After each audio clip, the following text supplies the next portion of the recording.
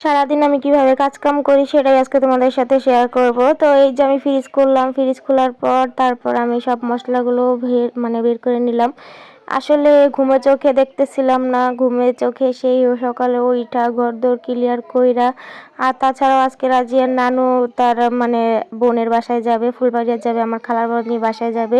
আর রাজিয়ার নানু আমার আম্মু না থাকলে আমার কাজ করতে অনেক কষ্ট হয়ে যায়।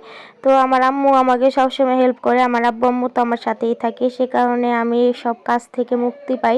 তো আজকে যেহেতু আব্বু আম্মু চলে যাবে, আম্মু চলে যাবে, তার বোনের বাসায় একটা কাজে যাবে, আবার দিনকে দিন এসে পড়বে, তাই আজকে আমার সকাল সকাল রান্না করে রাখতে হবে। তাছাড়াও আমি সকাল সকালই রান্না করি।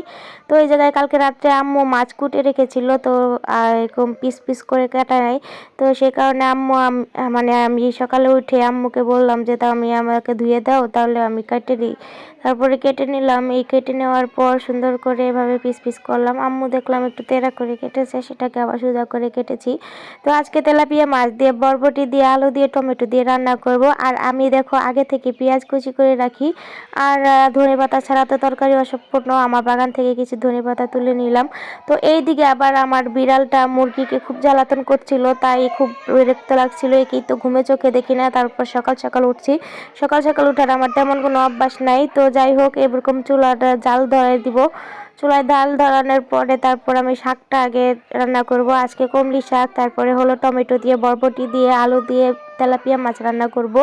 যেহেতু শুক্রবারের দিন আজকে, আর রাজিয়ার আব্বু চলে যাবে, তাই আমার এত তাড়াহুড়া। সকাল সকাল চলে গেলে রাজিয়ার আব্বু আমার একটু তাড়াহুড়া লাগে, রাজিয়ার আব্বু সকাল সকাল চলে গেলে। তো এইদিকে দেখো আমার শাকটা কিন্তু হয়ে গেছে, আর শাকটা আমি বাগার দিয়ে দিব সুন্দর করে। আর এই শাকটা বাগার দেওয়ার পর এদিকে দেখো বিলাই কিন্তু আমার বিড়ালটা মাছ পাহারা দিচ্ছে। আর আমার বিড়ালটা মাছ কিন্তু অনেকবার এরকম ছোবল দেওয়ার চেষ্টা করেছিল, ছাবের মতো ফুস করে। তো যাই হোক, সেটা ফুটেজ নিতে পারিনি। এদিকে আমি মাছগুলো ভেজে নিচ্ছিলাম, এরপর আমি তরকারিটা সুন্দর করে চড়িয়ে দিব। এর জন্য দুঃখিত সবাই, আমার ব্যাকগ্রাউন্ড মিউজিক ব্যাকগ্রাউন্ডে যে কান্নাটা আছে বাচ্চাদের, সেটা আর কি ইগনোর করবা। আসলে পাশের বাসার বাচ্চাটা কান্না করতেছে অনেক, সেই কারণে ব্যাকগ্রাউন্ডে উঠে গেছে। ঘরের পিছে বাড়ি, তো ঘরের পিছে বাড়ি থাকলে এটাই সমস্যা। তো যাই হোক, এরপর দেখো তরকারি কিন্তু রান্না করা শেষ। আর এই দিকে দেখি প্রত্যেক দিনের মতো আমার রাজিয়া সকাল সকাল উঠে গেছে, আর উঠে আমাকে ছাড়া সে বোঝেই না। সেই সকাল সকাল উঠলে আমাকে ছাড়া তার চলবেই না, আমার তার সাথে থাকতেই হবে। আর এদিকে রাজিয়ার নানু চলে যাচ্ছে। এই তো রাজিয়ার নানু চলে গেল, আর আমার কাজ মনে হয় আকাশ ভেঙে মাথার উপর পড়লো আমার কাজের। তো যাই হোক, আমি কি থেকে কি করব আর কি থেকে কি বলবো সেটাও খুঁজে পাচ্ছি না। তো এদিকে রাজিয়ার আব্বুর জন্য লাঞ্চটা আমি রেডি করতেছি। আর লাঞ্চটা রেডি করছি, আজকে ভাত দিচ্ছি, মাছের তরকারি দিচ্ছি, শাক দিচ্ছি। প্রত্যেক দিনের মতো আমার এভাবেই কাজ করতে হয়, কিন্তু প্রত্যেক দিনের মতো আজকের দিনটা একটু ভিন্ন রকম। আর আজকের দিনটা যেহেতু রাজিয়ার নানু নাই, তাই আমার একটু ভিন্ন রকম। তো রোজার মধ্যে রাজিয়ার নানু ছিল না, এরকম কষ্ট করে থাকতে হয়েছে।